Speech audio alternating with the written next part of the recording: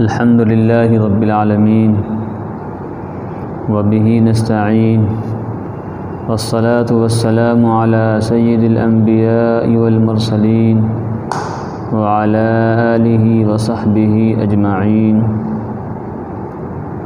اما بعد فاعوذ باللہ من الشیطان الرجیم بسم اللہ الرحمن الرحیم اليوم اکملت لکم دینکم واتممت علیکم نعمتی ورضیت لکم الاسلام دینا وقال في موضع آخر فماذا بعد الحق إلا الضلال صدق الله مولانا العظيم وصدق رسوله النبي الكريم ونحن على ذلك لمن الشاهدين والشاكرين والحمد لله رب العالمين۔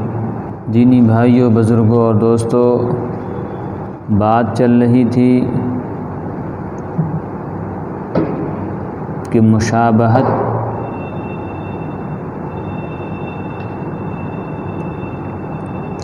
یہ ہدایت و ضلالت کا معیار ہے۔ اگر کسی نے اپنی زندگی میں انبیاء کرام علیہم السلام کی مشابہت اختیار کر لی وہ ہدایت یاب ہے، اور کسی نے غیر کی مشابہت اختیار کر لی، دشمنان اسلام کی مشابہت اختیار کر لی، وہ گمراہی کا شکار ہو گیا۔ اسی بات کی مزید وضاحت یوں کرنی ہے کہ اللہ تبارک و تعالی نے فرما دیا الیوم اکملت لکم دینکم واتممت علیکم نعمتی ورضیت لکم الاسلام دینا، کہ اسلام ایک جامع اور مانع مذہب ہے۔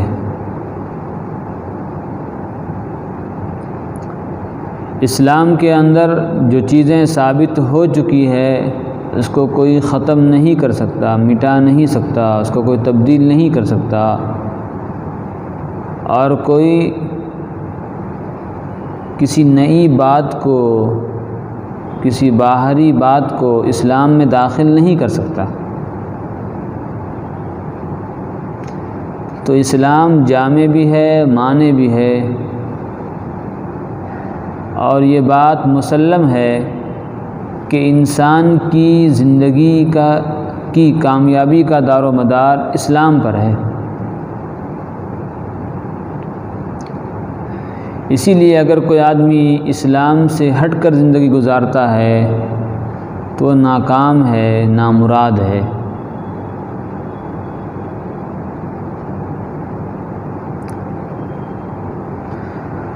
اس کی وضاحت یوں کی جائے گی کہ اللہ تبارک و تعالی نے جمادات کو پیدا کیا، نباتات کو پیدا کیا، حیوانات کو پیدا کیا، ہر ایک کو ایک شکل دی ہے۔ نباتات میں بہت ساری چیزیں ہیں، ہر ایک کی ایک شکل ہے۔ انار پھلوں میں لے لیجئے، انار کی ایک الگ شکل ہے، سیب کی ایک الگ شکل ہے، آم کی ایک الگ شکل ہے، ہر ایک کی الگ الگ خاصیتیں ہیں۔ اسی طریقے سے جمادات میں لے لیجئے، پتھر کی الگ شکل ہے، مٹی کی الگ شکل ہے، اینٹ کی الگ شکل ہے، تو ہر چیز کی الگ الگ شکل ہے۔ اسی طرح حیوانات میں لے لیجئے تو مختلف قسم کے حیوان ہیں، ہر ایک کی الگ الگ شکل ہے۔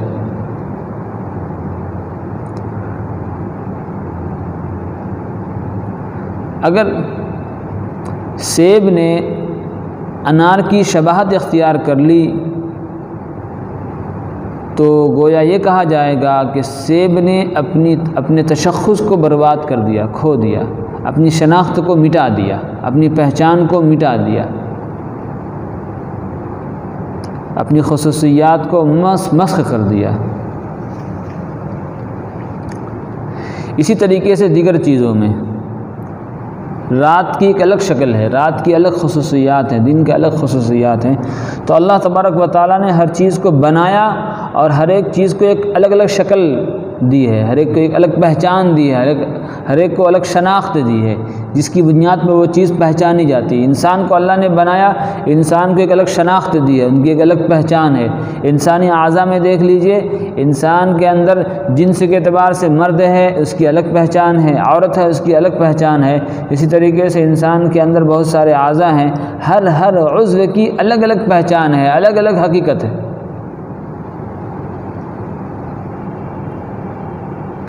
ایسے ہی دنیا کے اندر مختلف قومیں آباد ہیں،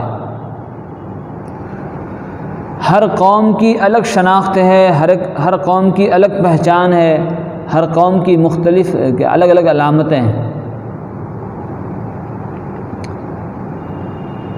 ہنود جو ہے، کفار، ان کی الگ پہچان ہے، یہودیوں کی الگ پہچان ہے، ان کی الگ شناخت ہے۔ اسی طریقے سے نصارہ کی الگ شناخت ہے، جو بت پرست ہیں ان کی الگ پہچان ہے، جو آگ پرست ہیں ان کی الگ پہچان ہے۔ تو اللہ تبارک و تعالیٰ نے مختلف چیزوں کو بنایا، مختلف چیزوں کو مختلف شکلیں عطا کی ہے، اور ہر ایک مختلف شکل کی الگ الگ خاصیتیں رکھ دی ہے۔